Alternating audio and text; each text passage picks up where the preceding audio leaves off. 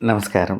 RBC ఆధ్యాత్మిక ప్రేక్షకులందరికీ కూడా చాలామంది గురువుగారు మీరు లలితా సహస్రనామం గురించి చాలా బాగా చెప్పారు. మరి ఏదైనా వివరణ మాకు కావాలి అని చాలామంది అడగటం జరిగింది. ఆ ఎపిసోడ్స్ చూసినటువంటి వారు కొంతమంది ఫోన్ ద్వారా కూడా కాంటాక్ట్ అయ్యి వారి అభిప్రాయాలను తెలియచేయటం జరిగింది. మీరు చెప్తున్నప్పుడు మాకు అమ్మవారు కనిపిస్తోందండి గురువుగారు అని నాతో వారి భావాలను పంచుకున్నప్పుడు నాకు ఎంతో ఆనందం అనిపించింది. ఆ విషయాలు చెప్తుంటే అంటే ఇప్పుడు కూడా నాకు ఒక కన్నీళ్ళు తిరుగుతున్నాయన్నమాట. కారణం ఏంటంటే అమ్మ తత్వము అంటే అమృతం. అలాంటి తత్వాన్ని మీకు దగ్గరగా తీసుకెళ్ళే ప్రయత్నంలో నేను నిరంతరం ఒక విద్యార్థిగా ప్రయాణం చేస్తూనే ఉంటాను ఎప్పుడు కూడా. నేను ఒక గురువు గారిని కాదు అని అనుకుంటాను నా మనసుకు నేను ఎప్పుడు కూడా. నేను నిరంతరం ఒక విద్యార్థిగా ఆ అమ్మవారు మనకి ఏమి అందించిందో, ఆ అమ్మవారు మనకి ఏ విధమైనటువంటి ప్రేరణ కలిగించిందో, అలాగే అందరినీ ఆ విధమైనటువంటి ఆ చైతన్య శక్తి ప్రేరణను కలిగించే విధంగా నా భాషణ ఉండాలి. నేను చెప్పేటువంటి విషయం వారికి అర్థం అవ్వాలి. సామాన్యులకి అంటే పామరులకి కూడా అర్థం కావాలి అనే విధానంగా నేను లలితా సహస్రనామం గురించి కాదు, ప్రతి విషయం కూడా ఆ మాదిరిగానే నేను నా ఎదురుగుండా భగవంతుడున్నాడు. నేను చెప్పింది కూడా భగవంతుడు వింటున్నాడు.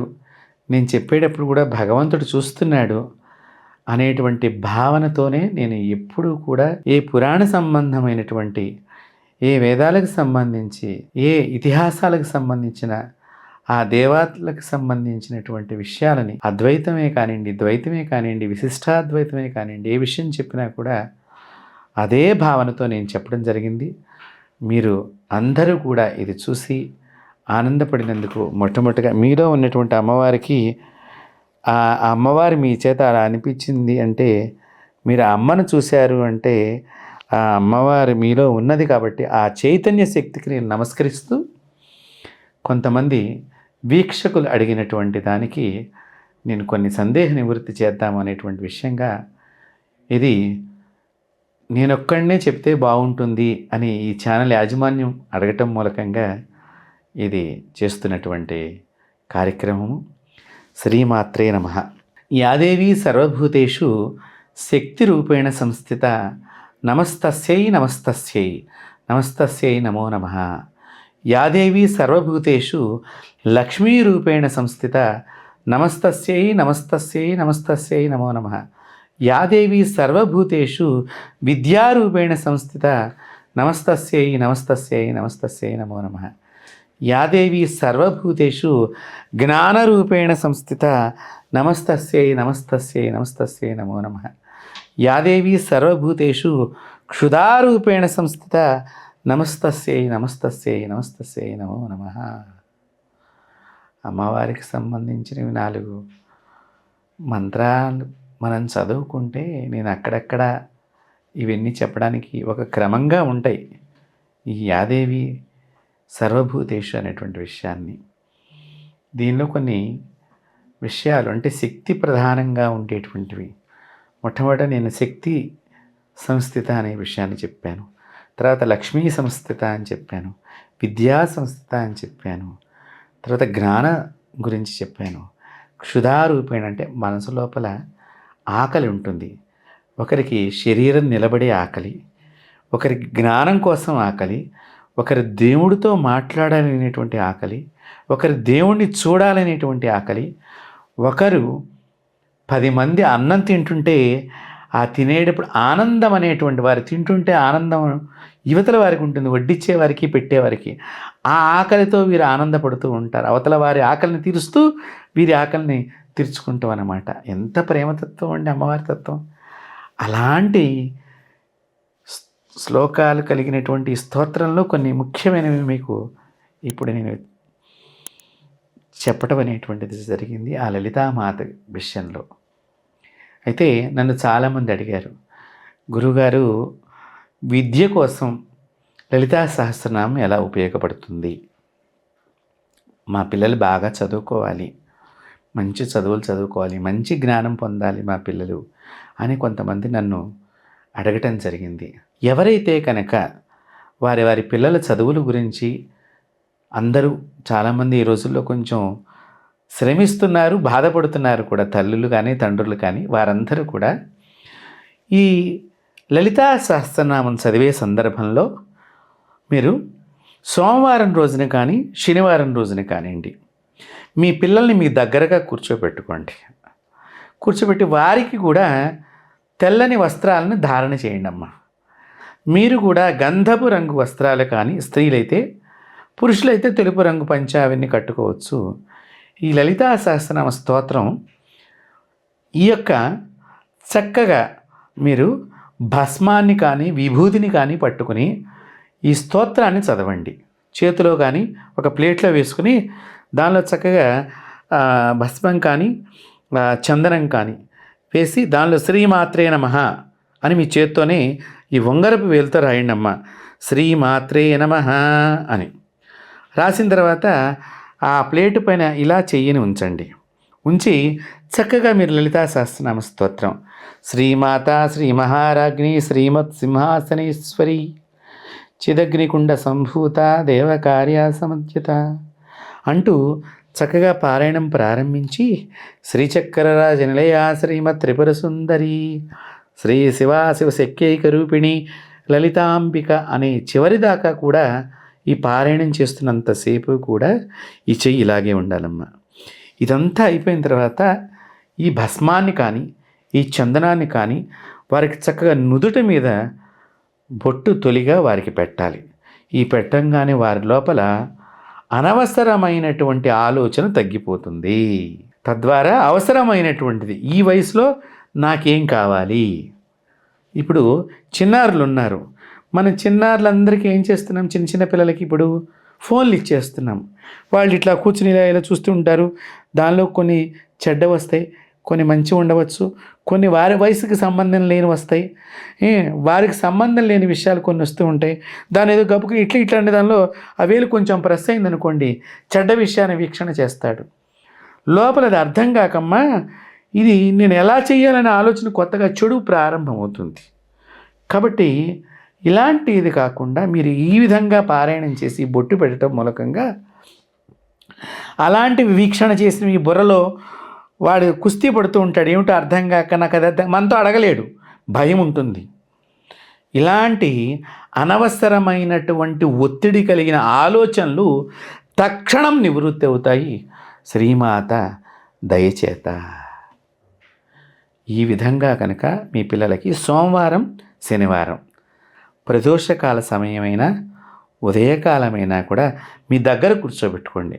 నాన్న నువ్వు లేవద్దు, ఇక్కడే కూర్చో, శ్రీమాత్రే నమః అను.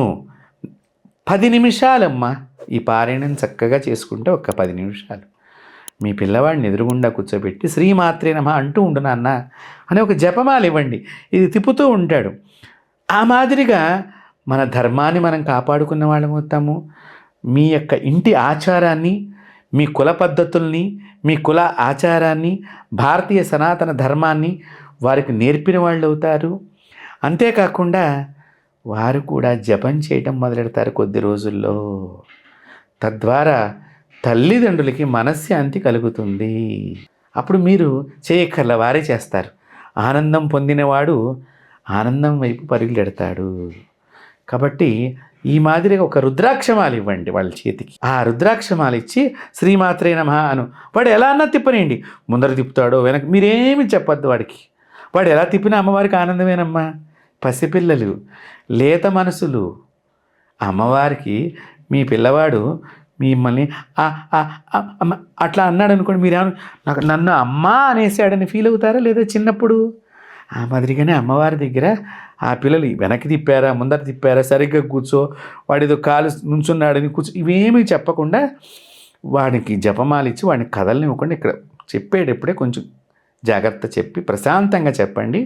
మీరు పారాయణం చేసి చూడండి, ఆ పిల్లవాడు చక్కని వినయ సంపన్నుడు, గుణ సంపన్నుడు తప్పకుండా అవుతాడు. ఇదే స్కాంద పురాణంలో మన స్వామివారి ఆ హయగ్రీవ స్వామివారి అగస్త్యుల వారికి చెప్పింది కూడా ఇదే విషయాలు. భక్తి కలిగినటువంటి ప్రదేశంలో శక్తి తక్షణం ప్రత్యక్షమవుతుంది. కాబట్టి అలాంటి ప్రయోగం ద్వారా మీ పిల్లలు చక్కని విద్యావంతులవుతారు. ఇది లలితా సహస్రనామం గొప్పతనం. చాలామంది దీన్ని ఒక స్తోత్రం అంటారు. చాలా స్తోత్రాలు ఉన్నాయి. మనం గమనించినట్లయితే విష్ణు సహస్రనామ స్తోత్రం ఉంది, శివ సహస్రనామ స్తోత్రం ఉంది, రామ సహస్రనామ స్తోత్రం ఉంది. ఈ దేవుడికి మన దేవుళ్ళందరూ కూడా ఎన్నెన్ని పేర్లతో పిలుచుకున్నారు. ఎవరికి తక్కువ మన దేవుళ్ళకి నామాలు, భగవన్నామాలమ్మ. కానీ ఎన్ని స్తోత్రాలున్నా అమ్మ అనంగాన్ని ప్రతి ప్రాణికి కూడా పెద్ద ఆనందం కలుగుతుంది. అలాంటి అమ్మవారి యొక్క స్తోత్రాలని గనక మీరు పారాయణం చేసేటప్పుడు ఆ పిల్లలు కానీ పెద్దలు కానీ ఉన్నట్లయితే తప్పకుండా అమ్మవారు మీ ఇంట్లో నామపారాయణి ప్రీతి నంది విద్యానటేశ్వరి. అక్కడ ఎట్లాగైతే కనుక మహావిష్ణువు ఆ యొక్క వినాయక ఉత్పత్తి కథలో మీకు కనుక ఆ పరమేశ్వరుడి జాడ గురించి పార్వతీదేవి బాధపడుతున్నప్పుడు ఆ గజాసురుడు అనేటువంటి రాక్షసుడు యొక్క ఇంటి ముందర మహావిష్ణువు నందిని ఆడిస్తే శివుడు బయటికి రావటానికి దర్శనానికి ఆ నంది ఎలాగైతే నాట్యం చేసిందో ఆ మాదిరిగా మీ ఇంట్లో అమ్మవారి శక్తి నాట్యం చేసి లలితాదేవిని అక్కడ కురిపిస్తుంది. ఆ శక్తి ప్రభావాన్ని అంత గొప్పది. 1000 నామాలు ఇక్కడ మీరు బాగా గుర్తుపెట్టుకోండి.